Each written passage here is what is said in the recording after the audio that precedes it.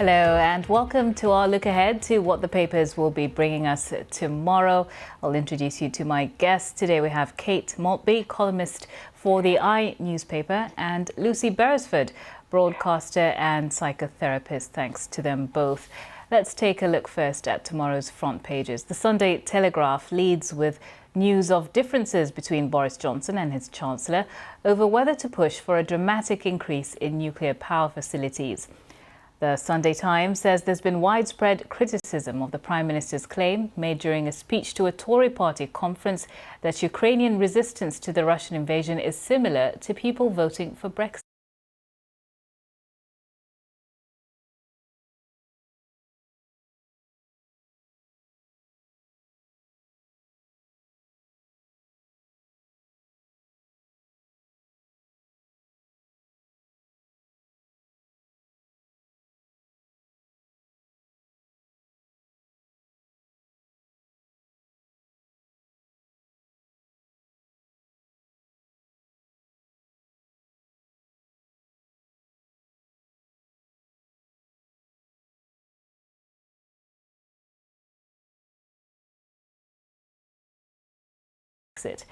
The PM's conference speech also makes the front of the Independent's website, which carries his message that the West must never re-normalise relations with Vladimir Putin. The Sunday Express reports on Russia's use of a hypersonic missile, which travels at 5 times the speed of sound in its onslaught against targets in Ukraine. Young Ukrainian refugees clutching new toys, that makes the front page of the Sunday Mirror, while the People has details of a surprise candidate for the next Doctor Who. It's Hugh Grant.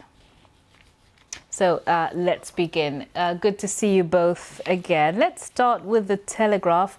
The fall of Mariupol is imminent. Now, this is a city of strategic importance, isn't it, Kate? Yes, I'm sorry, I was expecting us to look at something else, but Mariupol, yes. And I think one of the things that the Telegraph's report covers is the importance of access to the Sea of Azov, which, connects Eastern Territory and the Crimean Peninsula.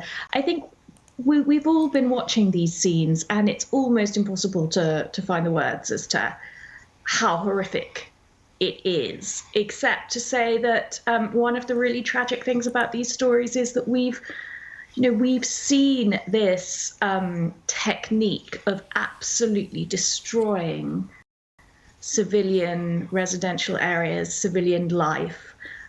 We've seen it before in Syria from the Russian-backed Assadist forces when we were looking at Aleppo, which is as old and ancient a city as anything in Ukraine, and we did very, very little to stop its destruction. So I think for those of us who followed the kind of, things like humanitarian corridors being offered and then those corridors being bombed, the promise of escape routes suddenly being denied, all of these atrocities, the targeting of hospitals, the targeting of maternity hospitals, that stuff we have seen before in recent years, and it's horrific, isn't it, to see it happening again? It certainly is. And Lucy, as Kate mentioned there, something like humanitarian corridors. People are stuck in Mariupol with no water, no electricity, and it's too dangerous to leave because they fear that they could be bombed.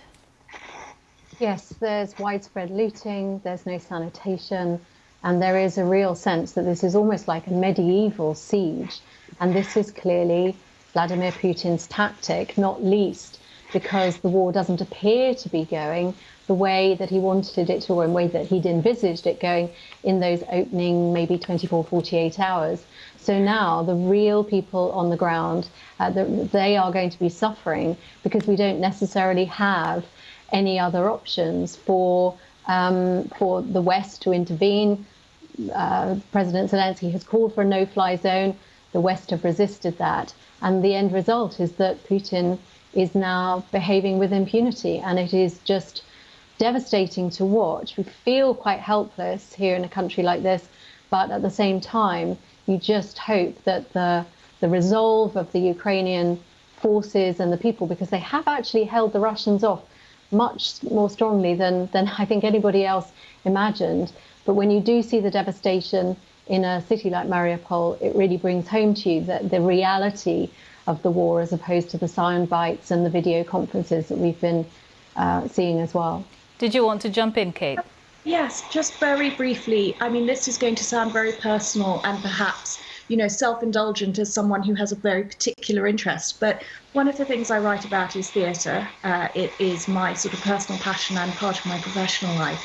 And we've all now seen those images of people a few people being dug out of the basement of a theatre which was bombed on Wednesday. It may be that there are up to 1,000 people still trapped there, many of whom will have died. And, for me and for my colleagues, theatre is supposed to be something that lifts us up out of, the worst of humanity, that, inspires us and allows us to kind of, escape. And sorry, this is very emotional and sort of oddly personal, but just I think for anyone who values the arts and who loves theatre, that particular scene was a very striking moment of, the beauty of an aspect of civilian and peaceful life suddenly becoming the site again of more horror and more destruction.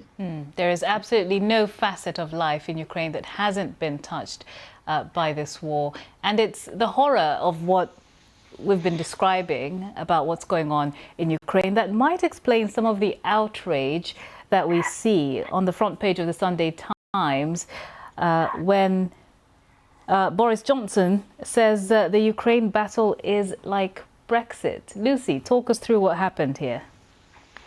Boris Johnson was speaking at the Conservative Party conference, spring conference, and he likened the incredibly brave fight for freedom that Ukraine is putting up against Russia to the vote, the Brexit vote, and the people who voted for Brexit as being freedom fighters in their own way. And this has been roundly criticised, not just within the party, but also by other leaders across the EU who see this as insensitive at best, but really quite shocking at worst. I think we have to recognise that he was speaking to his tribe, he was speaking to the party faithful, and on some level, they could be gearing up for the next general election, which, if some commentators are to be believed, could be as soon as autumn 2023. So at that point, it's a blending, a really tasteless blending of two stories where freedom might be yoked together for some purpose, but at the same time probably a story that wasn't really designed to be about Ukraine, but was actually more about stirring up the hearts and minds of the party faithful to gear them up to yet another fight around what could be some more divisive ideas. Well, one that doesn't seem to have gone down well. But Kate, if you could comment on something else on the front page of the Sunday Times, and this is Boris Johnson's whereabouts on invasion night being revealed. Apparently he was at a Conservative Party fundraising dinner. Yes, and in particular what the Times goes into is the the fact that there was at least one donor with links to Russia. Can you hear me okay? Yes, we can hear you okay. And just how significant is that? Well, it's hard to tell, I think, partly because we're talking about people with very murky backgrounds where we are, it's hard to know exactly what links are still live. The Times zooms in on, the Sunday Times, zooms in on Lyubov Chernyukin, the wife of a former Russian deputy finance minister. And she is, of course, famous already for having given the Tory party, I think it's 2 million I could be slightly off there, but is very, high net worth donor already. A lot of questions raised about her influence. Of course, she is someone who left the USSR as it was then as a teenager, to be fair, and has spent most of her life abroad. But her husband is, someone who claims to have been purged by Putin and no longer to have political links to him, but on the other hand was discovered to, in, I think, recent leaked financial papers, showed that he still appeared to be receiving quite a lot of money from people very, very close to the Putin circle. So it's very hard to tell who is still on the inside and who isn't amongst these Russians in exile, ex-insiders. But obviously, the Sunday Times is suggesting that this is at the very least, a failure of judgment, not least because Johnson seems to basically, I think the allegation is that he basically had to explain why he was leaving early, which meant that, of course, these people got prior notice. That is an interesting question that you raised there. Lucy, one more Boris Johnson story, and then we do have other things happening. But this is on the front page of the Sunday Telegraph, and it's talking about the fact that he is frustrated with his Chancellor Rishi Sunak over nuclear power.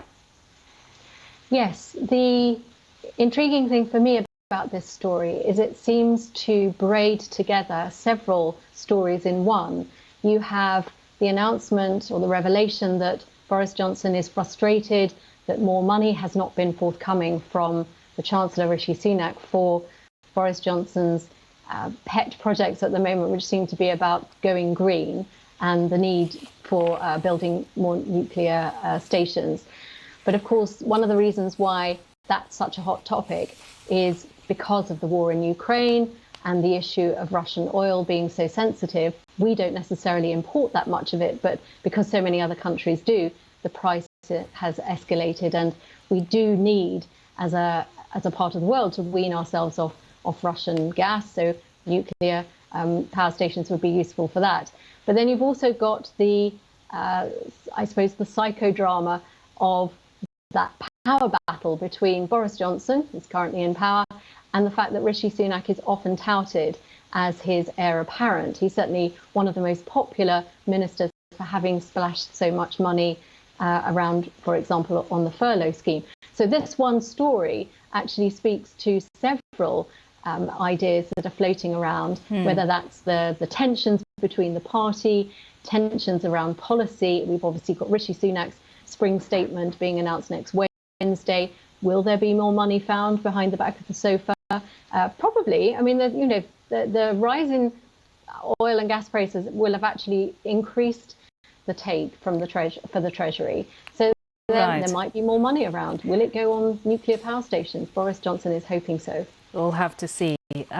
Let's quickly go to another one in the Sunday Times, and this is more fallout over the P&O firings, Kate.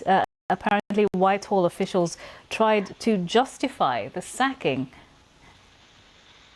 Yes, allegedly by telling ministers it would ensure that P&O remain a key player in the UK market for years to come through restructuring, i.e. that basically that this was necessary to keep P&O viable and therefore, part of a prosperous Britain.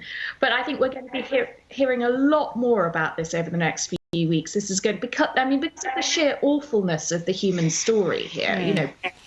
We've all seen those clips now of people watching the video where they get told they're sacked, and if that's being filmed, filming themselves and then releasing that video showing their own devastation.